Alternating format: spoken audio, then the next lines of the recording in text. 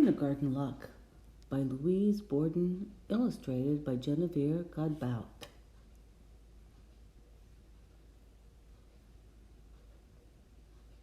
One gloomy morning, Theodore found a bright, shiny penny on the way down to breakfast. There was Abraham Lincoln, face up. What luck!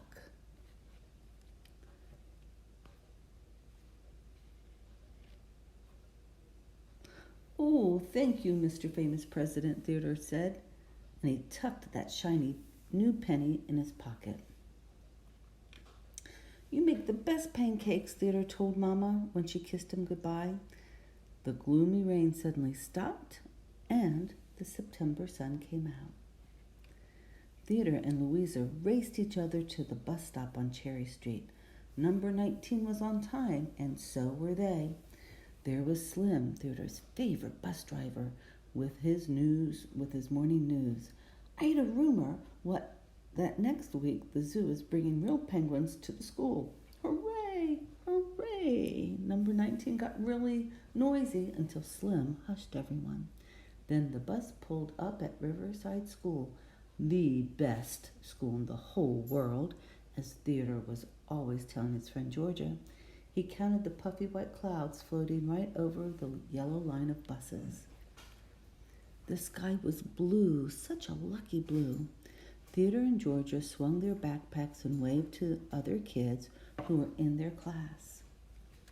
Right away, Mr. Leland called on Theodore to show the class the day of the week and the date on the big wall calendar. And later, during writing time, Mr. Leland read Theodore's poem out loud. "Lucky little clouds high in the sky, floating by, floating by." At recess, Theodore swatted the tetherball again and again and again and again and again without missing once. His friends all cheered for him while Georgia ran off to tell Mr. Leland. Then the end of recess whistle blew, and everyone lined up to go inside. Theodore was chosen to be the line leader, and all the time he was carrying that penny, that shiny, lucky penny, in his pocket. He took a quick peek at Abraham Lincoln and whispered, "Thank you, Mr. Famous President." After science, the class walked up the hall to the media center.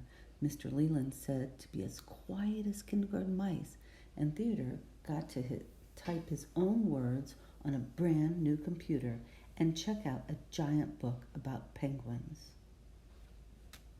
Then Mr. Leland picked BJ and Abigail and Eduardo and Leah and Theodore to help Miss Walker, the art teacher, hang the kindergarten's Matisse pictures in the school lobby. Miss Agresta, the principal, strolled out of the office and said the paintings were so jazzy that she was going to show them off at the Riverside Family Night the next week. Then Mrs. Cooper, the school secretary, announced on the loudspeaker that students in grade 3 were to meet in the gym to practice their special welcome song for family night. On the way back to his kindergarten room, Theodore walked as slowly as a turtle so he could wave to Louisa because she was a third grader. That's why Theodore knew the words to the special song, too, and could hum along. Later in math, when Mr. Leland showed the class how to add numbers, Theodore reached into his left pocket just to check on, "Oh gosh," and he gulped a big gulp. Where was his? Then Theodore remembered he put the penny in his right pocket. When Mr. Leland asked the class how many puppies were in a litter of 1 puppy plus 6 puppies, Theodore raised his hand and said 7. The Riverside buzzer rang at 3:25 p.m., and there was Theodore's bus, good old number 19, revving its engines, ready to take students home. Theodore couldn't wait to tell Slim about the wonderful things that had happened to him.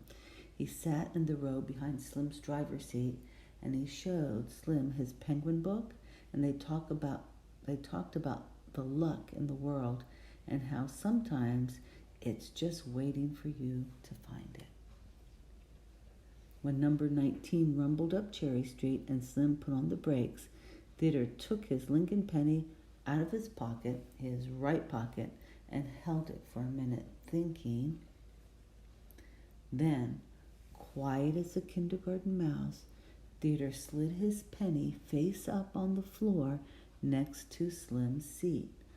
Louisa and Theodore got off the corner and waved goodbye.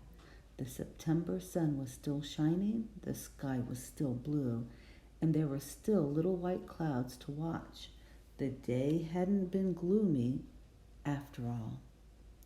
Theodore had found his own